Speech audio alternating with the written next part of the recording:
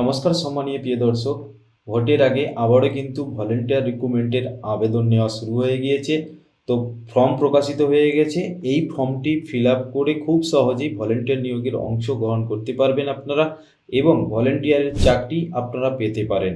তো কিভাবে এই ফর্মটি ফিল আপ করবেন, কোথায় এই ফর্মটি পাবেন এবং এর সঙ্গে কি কি কাগজপত্র জমা দিতে হবে, তো কিভাবে সম্পূর্ণ আবেদনের প্রসেসটা রয়েছে, তো বিস্তারিতভাবে আলোচনা করব আজকের এই ভিডিওটিতে। তো অবশ্যই ভিডিওটি উপকারে আসবে, শেষ পর্যন্ত দেখতে থাকুন।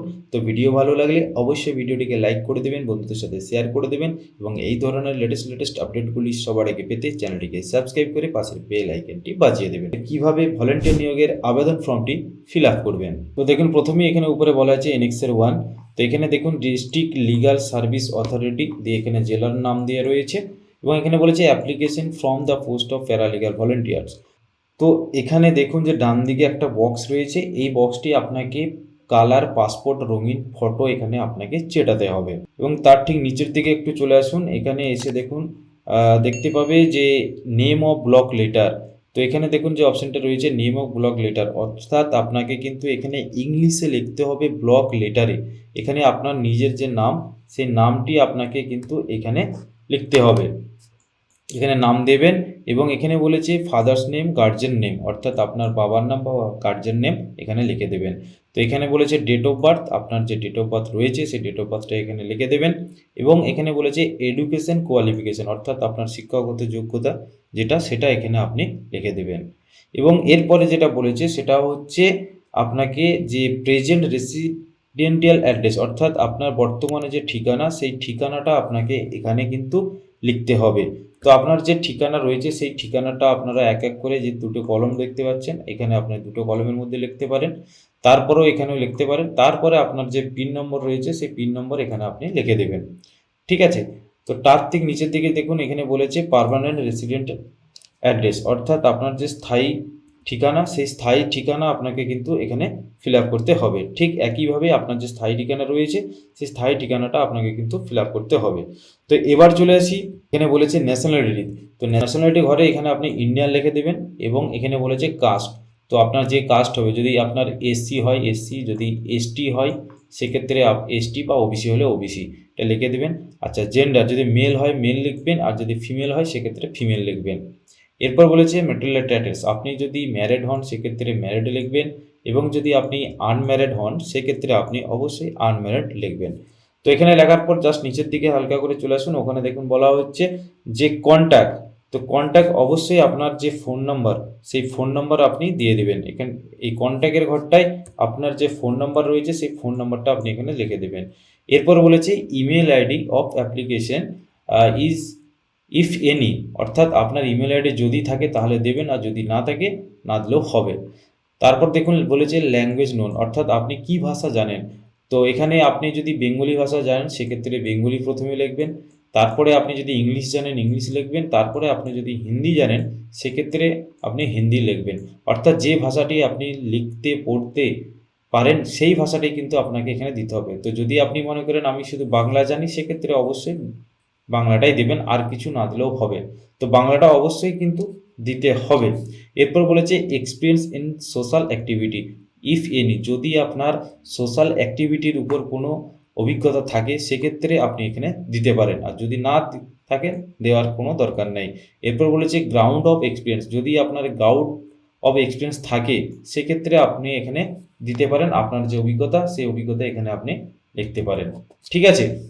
এখানে বলেছে যে previous experience as paralegal volunteer yes or no. তো এখানে যদি আপনার প্যারালিগাল ভলেন্টিয়ারের উপর যদি কোনো আগে এক্সপিরিয়েন্স বা অভিজ্ঞতা থাকে সেক্ষেত্রে আপনি ইয়েস করতে পারেন, আর যদি না থেকে থাকে তাহলে আপনি নো লিখে দেবেন। তো ইয়েস হলে তো আপনার কোন জেলা থেকে আপনি এক্সপিরিয়েন্স পেয়েছেন সেটা আপনাকে লিখতে হবে, এই 2 নম্বর যে ঘরটি রয়েছে। তো এই 2 নম্বর ঘরটি আপনাকে ফিল আপ করতে হচ্ছে, আর আপনি যদি নো লিখে দেন সেক্ষেত্রে আপনাকে 2 নম্বর ঘরটি ফিল আপ করতে হবে না। এরপর হচ্ছে যদি আপনি এখানে ইয়েস করেন সেক্ষেত্রে ground for cancellation of registration as PLB. তো এই যে পিএলবির একটা রেজিস্ট্রেশন হয়ে থাকে, আশা করি যাদের আগে থেকে রেজিস্ট্রেশন হয়েছিল তারা অবশ্যই জানবেন। তো যদি হয়ে থাকে তাহলে আপনি এখানে আপনার যে রেজিস্ট্রেশন নম্বরটি রয়েছে সেই রেজিস্ট্রেশন নম্বরটি লিখে দেবেন। অর্থাৎ এখানে যারা এই এক্সপিরিয়েন্সটা নো করবে সেক্ষেত্রে শুধু এই ঘরটি ফিল আপ করবেন, আর যাদের ইয়েস হবে তারা কিন্তু এই 3টে ঘরে কিন্তু ফিল আপ করতে হবে, আর যারা নো করবে তাদের একটা ঘর ফিল আপ করলেই হবে। ঠিক আছে, এরপর ঠিক নিচের দিকে চলে আসুন। এখানে আসার পর এখানে কিছু ডিক্লারেশন দিয়েছে, তো এই ডিক্লারেশনটা একটু ভালো করে আপনারা পড়ে নেবেন। ঠিক আছে, পড়ে নিয়ে তারপরে দেখতে পাচ্ছেন বাঁদিকে একটা বক্স রয়েছে, এই বক্সটাতে জাস্ট আপনাকে একটা ক্লিক দিতে হবে। ঠিক আছে, তো ক্লিক দেওয়ার পর আপনি কি করুন, সোজা ঠিক ডান দিকে নিচের দিকে চলে আসুন, ফুল সিগনেচার রয়েছে। তো এই ফুল সিগনেচারের কাছে আপনি একটা আপনার যে ফুল সিগনেচার সেই ফুল সিগনেচারটি আপনি এখান থেকে দিয়ে দেবেন। তারপরে এখানে বলেছে বাঁদিকে ডেট, তো আপনি যে ডেটে অ্যাপ্লিকেশন করছেন সেই ডেটটা উল্লেখ করবেন এবং প্লেস কোথা থেকে অ্যাপ্লিকেশন করছে সেই ঠিকানাটা আপনি এখানে দিয়ে দেবেন। ঠিক আছে, তো এই হলো ফর্ম। এই ফর্মটা ফিল আপ করলে এর সঙ্গে প্রয়োজনীয় ডকুমেন্টস দিলেই কিন্তু তোমার এখানে আবেদনটা হয়ে যাবে। এইভাবে কিন্তু তোমরা ফর্মটি খুব সহজেই ফিল আপ করে নিতে পারবে। তো এইবার হচ্ছে ফর্মটি ফিল আপ করার পর আপনাকে এখানে একটা ঠিকানা দেখতে পাচ্ছেন, দেখুন এই যে ঠিকানাটি, তো এই ঠিকানায় আপনাকে কিন্তু পাঠাতে হবে। ফর্মটি ফিল আপ করবেন, ফিল আপ করার পাশে তার 29/2/2024 আগে অবশ্যই আপনি কিন্তু এই ঠিকানায় পাঠিয়ে দেবেন। তো একটা খাম নেবেন, খামের ভিতরে ফর্মটি ফিল আপ করবেন, তার সঙ্গে প্রয়োজনীয় ডকুমেন্টস যেমন হচ্ছে আধার কার্ড, ভোটার কার্ড এবং আপনার যদি কোনো এক্সপিরিয়েন্স থাকে সেই এক্সপিরিয়েন্স লেটার। ঠিক আছে, তার সঙ্গে আপনি এক্সট্রা একটা খাম ভরবেন। ঠিক আছে, তার ভিতরে দিয়ে দিবেন, দেওয়ার পরে উপরের খামেতে ঠিক এই ঠিকানাটা দেবেন এবং তার সঙ্গে একটা ডাক টিকিট আপনারা চিটিয়ে দেবেন, দিয়ে তারপরে আপনার পোস্ট অফিসে গিয়ে পোস্ট করতে পারেন। তো এইভাবে কিন্তু আপনি ফর্মটি যদি ফিল আপ করেন তাহলে আপনার ফর্মটি কিন্তু ফিল আপ হয়ে যাবে। তো এছাড়াও আপনি যদি আরও বিস্তারিত জানতে চান সেক্ষেত্রে কিন্তু নোটিশটা দেওয়া রয়েছে, এই নোটিশটা আপনি কিন্তু ভালোভাবে পড়ে নেবেন, পড়ে নিয়ে তারপরে কিন্তু আপনি ফর্মটি ফিল আপ করতে পারেন। তো অবশ্যই 29/2/2024 মধ্যে আপনাকে ফর্মটি কিন্তু ফিল আপ করে পাঠাতে হবে। ঠিক আছে, তো এই ফর্মটি আপনারা আমার ভিডিও ডেসক্রিপশন বক্সে লিঙ্ক দেওয়া রয়েছে, সেখান থেকে আপনারা ফর্মটি ডাউনলোড করে নিতে পারেন এবং এই যে নোটিশটা ওইখান থেকে কিন্তু আপনি ডেসক্রিপশন বক্স থেকে লিঙ্কে ক্লিক করে সেখান থেকেও আপনারা এই নোটিশ সহ এবং ফর্মটি ডাউনলোড করতে পারবেন। তো এ ছিল আজকের মতো আপডেটটি ভালো লাগলে অবশ্যই আপডেটটিকে লাইক করে দেবেন, বন্ধুর সাথে শেয়ার করে দেবেন এবং এই ধরনের লেটেস্ট চাকরির আপডেটগুলি সবার আগে পেতে চ্যানেলটিকে সাবস্ক্রাইব করে পাশের বেল আইকনটি বাজিয়ে দেবেন। ধন্যবাদ, দেখা হচ্ছে পরবর্তী আপডেটে।